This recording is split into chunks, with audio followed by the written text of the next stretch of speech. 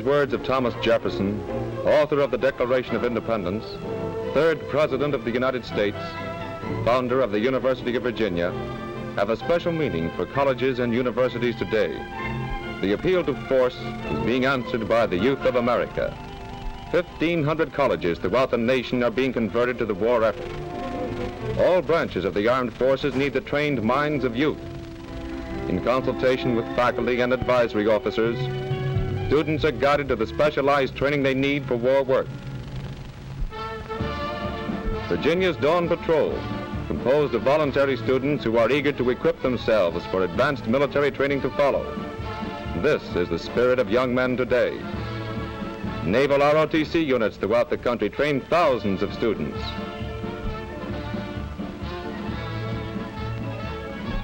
Virginia cadets are taught the mathematical problems of navigation by experienced officers.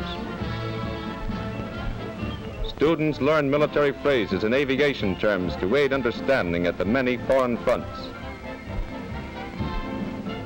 Medical schools are turning out doctors and nurses faster than ever before. Today, military medicine is required by all medical students. Doctors in the making are signed for active service months ahead of graduation. Complete combat units are formed ready for the call to duty abroad. Blood banks in college hospitals supply valuable plasma to the many battlefronts. University facilities over the country are being used by the armed forces. In the Virginia Law School, for the first time, a class in military government is held. High-ranking officers study for future assignments to govern occupied territories. College aerodynamics departments supply many engineers to aviation plants. Well-equipped laboratories give training to future designers. Nearly 80,000 new flyers have already started their careers at 600 college airfields over the nation. This civilian pilot training course is now on a wartime basis. Though small, these planes give the students the feel of flying and are also used by the Army as observers to direct ground traffic and gunfire. Indiana's Purdue University has seen from the air. Many heroes of today received their preliminary instruction at these college fields. Upon graduation, college flying classes often enter advanced training in squadrons to fly together in combat, taking the effective teamwork of American athletes to the dogfights in the air. Here, secret experimental work is sponsored by the government under the guidance of aeronautical engineers. It takes 36 men to keep each four-motored bomber flying. Ground school classes in colleges all over the country teach students the fundamentals of plane construction and the theory of flying. The world's largest and finest facilities for supplying trained manpower are pledged to meet our immediate and long-range war needs. Machines and the brains to direct these instruments of warfare win the wars of today. And these great mind power plants are meeting the challenge. Purdue engineer students get experience with the tools that produce war materials by actually making parts for war machines. Practice is combined with theory in this mechanical designing class. And this ordnance inspectors group sends men and women to the plants that produce our guns, tanks, and machines. Most engineer students are already enlisted in the armed forces. This Signal Corps group works with ultra-high frequencies for special training in the operation of plane and submarine detectors. There are now about 218,000 college students enrolled in the Army ROTC courses who are enlisted in some branch of the armed forces. These Purdue cadets are part of the largest college field artillery unit in the country. Long hours of practice with fully motorized equipment give students the training that makes them efficient at the battlefronts. When the full course is completed, they are ready for active duty as well-trained soldiers. Servicemen with books, now a common sight on the campus. At many colleges, the armed forces have stationed men to get specialized training. These sailors compete for higher ratings as electrician mates. Thousands of college women now volunteer for courses that train them for jobs vacated by men gone to war. Communications offices. Farm help is a problem that women will now be called upon more than ever to solve. These college girls want to be ready for duty at the home fronts. Many women's colleges are awake to the need of preparing for war work. They are guiding their courses to fit in the war program. Women are needed in all branches of aviation. Technical knowledge enables them to fill many jobs held exclusively by men before the war. Ferry pilots are needed, and women can fill these important jobs. To ground school instruction. The basic knowledge of flying helps them to staff the many airline ticket offices. Many men can be relieved of jobs in radio repair by trained women workers. Girls learn to staff radio stations as technicians, writers, and announcers. In the increasingly technical field of industrial and military service, colleges everywhere are designing courses to supply trained men and women. At the University of Texas, located in Austin, the state capital, petroleum engineering is naturally considered important. The petroleum needs of the United Nations are studied by students who will soon be ready for field assignments. This is a pilot plant for converting natural gas to acetylene, which may be a basic requirement for making synthetic rubber. This advanced class in aeronautics, added for the war effort, gives students a thorough appreciation of what makes airplane motors work. Latin American relations are emphasized at Texas. This group is studying our mutual problems in order to promote better understanding of our southern neighbors. Students broadcast in Spanish to Central and South American countries from the campus radio station. Decoding and censorship agencies need people versed in the languages of our enemies. This group is learning Japanese. The science of nutrition is given special attention by the Home Economics Department. Here, an advanced class is doing research work on the vitamin content of ordinary foodstuffs in an attempt to improve diets at home.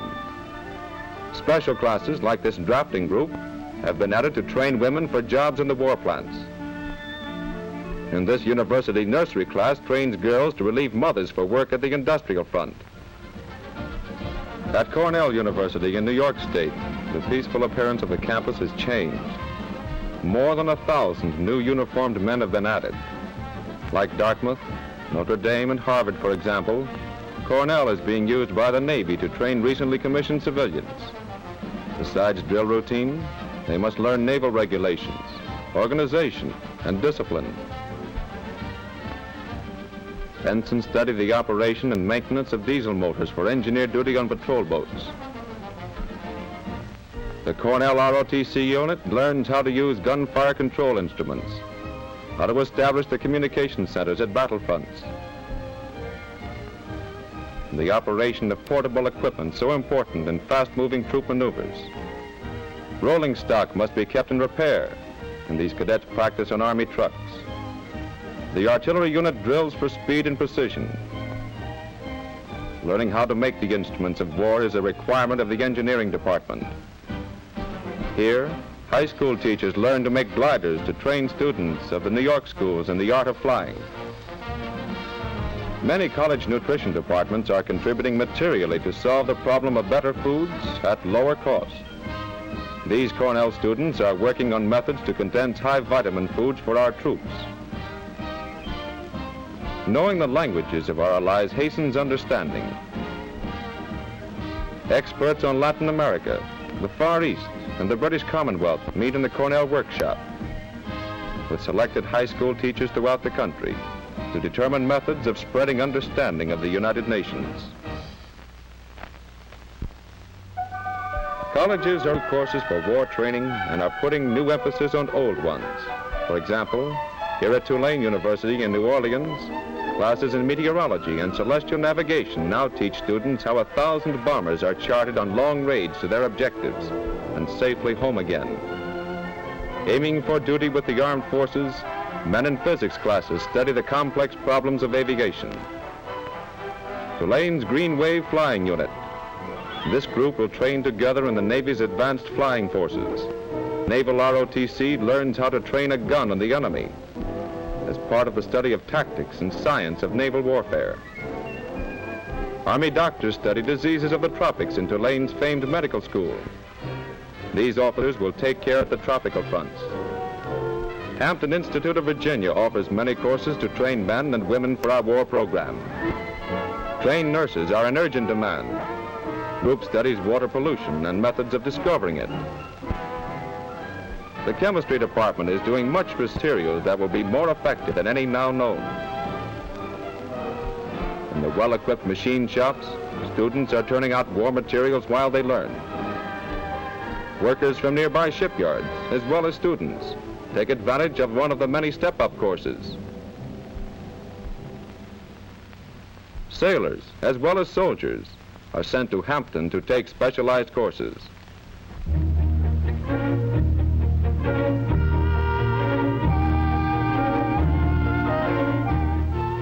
Dartmouth College at Hanover, New Hampshire, started as a school to teach Indians the principles for which we are now fighting.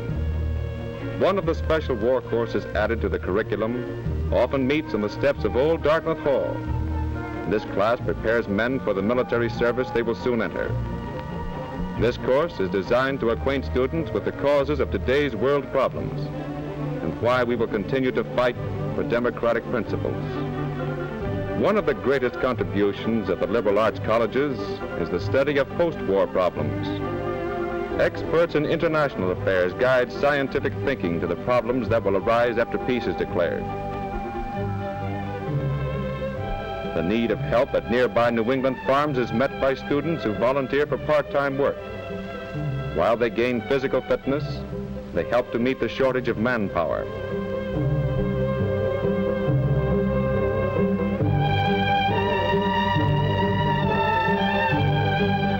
University of North Carolina at Chapel Hill.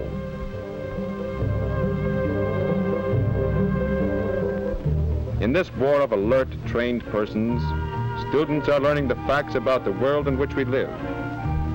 In the belief that too little is known about our great ally Brazil, these Portuguese-speaking scholars meet to discuss mutual problems.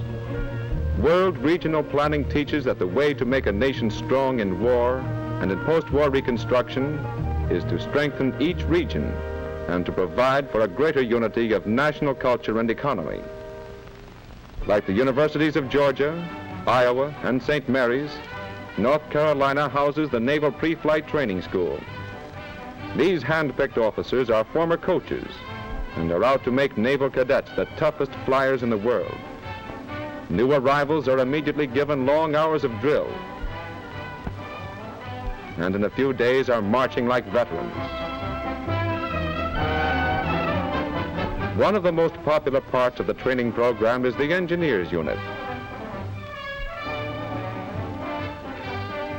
Physical fitness of all kinds is started early in the morning, and each student must compete in every event. Boxing teaches alertness, hand-to-hand combat, learning how to fight effectively at close quarters. Track meets strengthen leg muscles. The hard knocks of football toughens bodies.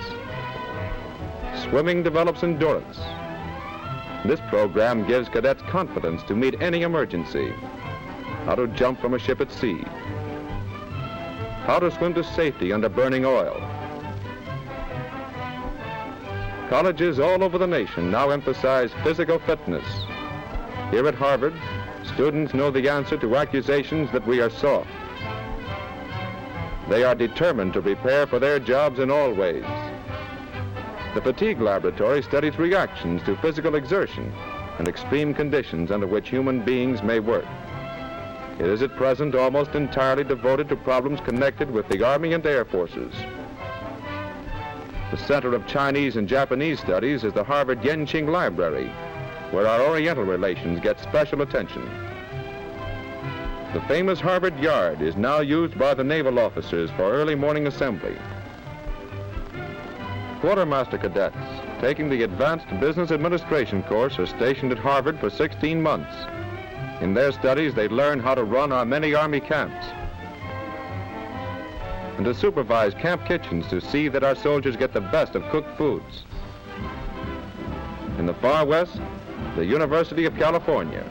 Hundreds of universities now have a West Point and Annapolis-like appearance as they supplement the training of our great military academies. California has one of the largest and best equipped of the naval ROTC units. College laboratories are contributing new information and materials vital to the war effort. At this California pilot plant, meat, fruit, and other foods are successfully dehydrated to 1/5 their former size.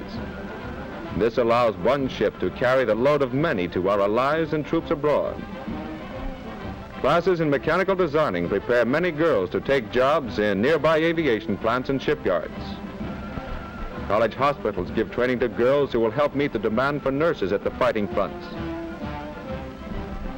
Classroom training of military theory and practice is given by experienced Army officers, PC students who are anxious to learn the latest methods of warfare. They learn to identify landmarks on relief maps built to scale and to quickly compute firing distances. The Coast Artillery Department uses complete range finding and firing equipment. Cadets learn how to handle rifles and pistols, how to assemble machine guns, how to load 75mm guns, and to operate heavy coast artillery.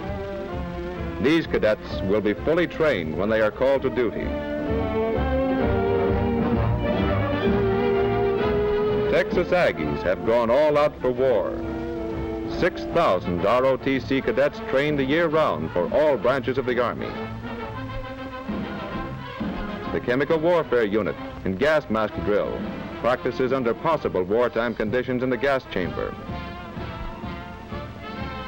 Cadets now learn all fundamentals of fighting from veterans of many battles.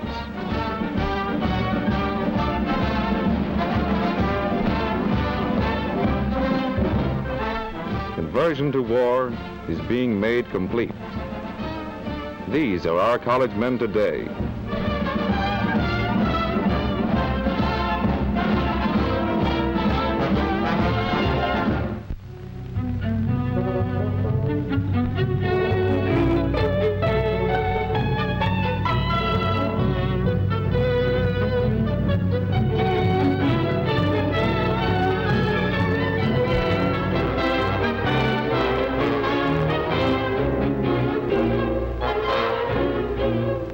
Hardened bodies, technically skilled, fully trained, graduating into a world at war.